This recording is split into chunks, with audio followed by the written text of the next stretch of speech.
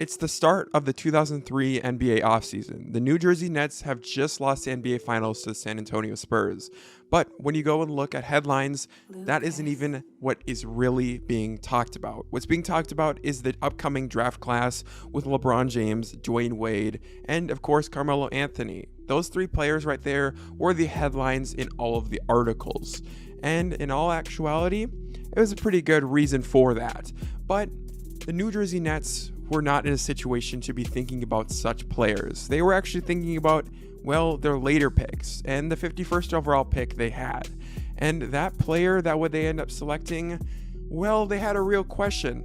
Coming into the draft, drafting 51st, you're not expecting a whole lot, but you're expecting a couple of players that you guys scouted or your front office has scouted to be there and available for your franchise to select. Well, the worst of the worst scenario ended up happening. They couldn't get LeBron because, well, they didn't have a pick. They lost the NBA Finals, and also none of their players that they had scouted or really liked was available for them at 51st. They were stuck in a situation where they either needed to trade the pick or they needed to settle on somebody they knew nothing about or they didn't like. And they kind of did both in a certain way. They ended up actually choosing Kyle Korver of Creighton. Yes, the Kyle Korver me and you know about, the one-time All-Star and was part of one of the weirdest teams ever with the 2014-2015 Atlanta Hawks. So, what brings the question of why am I talking about Kyle Korver?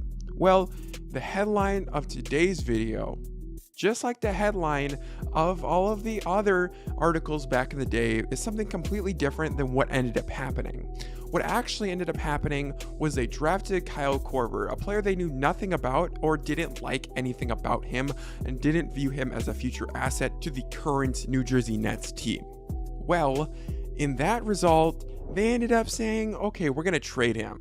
So they traded him to the Philadelphia 76ers for $125,000 cash.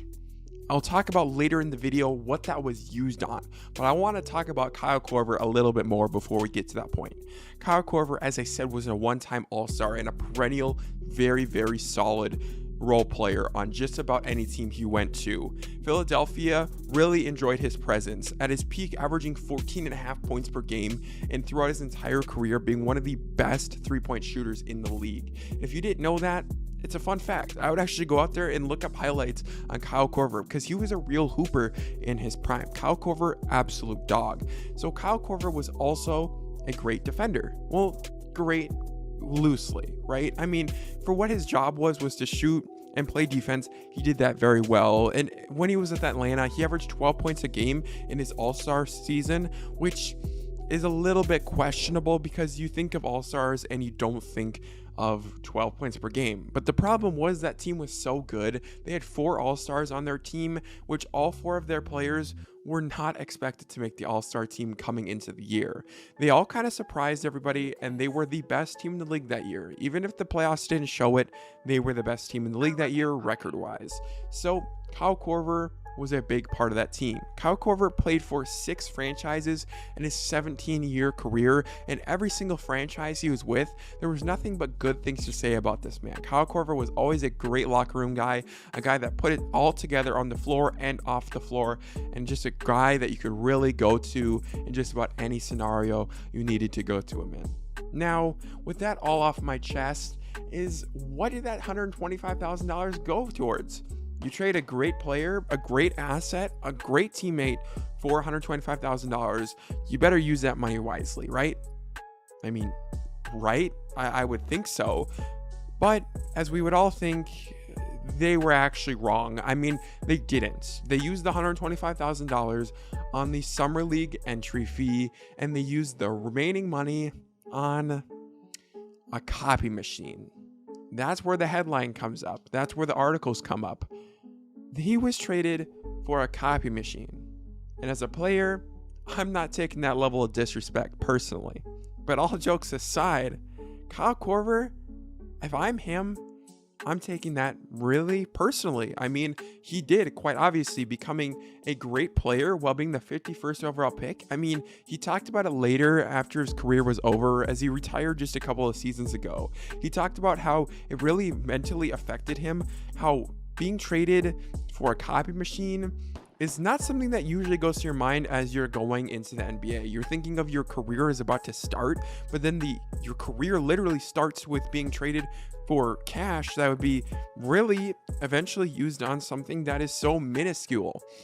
I mean, if I'm in the NBA and if I'm being traded for a copy machine, I'm taking that to heart. And that could go one of two ways. You could give up on your career and say that all I'm worth is a copy machine. Or you could go the Kyle Korver route, where he really said, I'm going to be the next best shooter. I'm going to be a guy that all teams want and all teams need on their franchise. And he did exactly that. And for that, Kyle Korver, you're an absolute legend. Copy machine or entry fee or not, Kyle Korver is an absolute dog. One of my favorite players in NBA history. And personally, I think he should be one of your guys' favorite players of all time as well. Just for the simple fact that he went through that diversity of really being the second to a copy machine. So if you guys did enjoy this video, please remember to like and subscribe, and I'll see you guys in the next one. It's been your boy JELSON. Peace out.